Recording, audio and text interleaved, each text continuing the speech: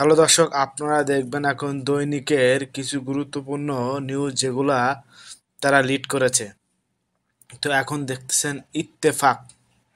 তো ইত্তেফাক তাদের যে নিউজটি লিড করেছে সেটি হলো নিম্নমানের কাগজে পাঠ্য বই 7 লাখ কপি বাতিল। মানে নিম্নমানের কাগজ দিয়ে পাঠ্য বই ছাপানো হয়েছে, সেই 7 লাখ কপি বাতিল করেছে, এটি স্পেশাল নিউজ। তো এরপরে দেখতে পাচ্ছেন আজ বড়দিন। বড়দিন নিয়ে এরা এখানে লিড করেছে। তো পাশে একটি দেখতে পাচ্ছেন যে প্রধান উপদেষ্টা বড়দিন উপলক্ষে খ্রিস্টান সম্প্রদায়ের অতিথিদের সাথে শুভেচ্ছা বিনিময় করতেছে, এটা তারা লিখেছে এখানে। ধর্মীয় সংহতি চাই, সংখ্যালঘু সংখ্যাগরিষ্ঠ শব্দগুলো আমরা চাই না, প্রধান উপদেষ্টা। এবারে আপনারা দেখতে পাচ্ছেন এখানে এখানে হলো সরকারি ও বহুজাতিক কোম্পানির তালিকাভুক্তি। অন্য একটি নিউজ লিড আছে, সেটি হলো জনপ্রশাসন সংস্কার প্রস্তাব নিয়ে তীব্র অসন্তোষ দেখা দিয়েছে, এটি তারা এখানে লিড করেছে। আর আপনারা জানেন যে ট্রেন চলাচল শুরু হয়েছে, পদ্মা সেতু হয়ে ঢাকা খুলনা ট্রেন চলাচল শুরু হয়েছে।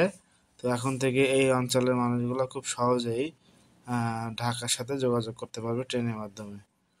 তো আরেকটি ঘটনা আপনারা জানেন যে সম্প্রতি মুক্তিযোদ্ধা লাঞ্ছনার ঘটনা ঘটেছে, তো সেখানে 5 জনকে গ্রেপ্তার করা হয়েছে। তো এটি ছিল হলো ইত্তেফাকের আপডেট নিউজ। এরপর আমরা দেখব যুগান্তর। এটি হলো খুনের পর নারীর লাশ পোড়ানোর সময় ধরা। আপনারা জানেন যে এক নারীকে মেরে পোড়ানোর সময় এই ঘটনাটি ঘটেছে, তাকেও গ্রেপ্তার করা হয়েছে। এই ঘটনাটি ঘটেছে ব্রাহ্মণবাড়িয়ায়। আপনি দেখতে পাচ্ছেন খুব দুঃখজনক ঘটনাটি, ব্রাহ্মণবাড়িয়ায় এই ঘটনাটি ঘটেছে। মৃত্যুর পর নারী লাশ পুড়িয়ে দেওয়া হয়। তো এরপর আরেকটি ঘটনা দেখতে পাচ্ছি আমরা, দ্রুত জাতীয় নির্বাচনের দাবি, বিএনপি সহ একাট্টা হচ্ছে মিত্ররা। আপনারা জানেন যে 5 আগস্টের পর বিএনপির একমাত্র লক্ষ্য জাতীয় নির্বাচন। তো তারা এখন একাট্টা হচ্ছে কিভাবে দ্রুত জাতীয় নির্বাচন দেওয়া, সরকারকে চাপ দেওয়া যায়, সেটা নিয়ে তারা মোটামুটি এখন আন্দোলনে যাওয়ার পরিকল্পনা করছে।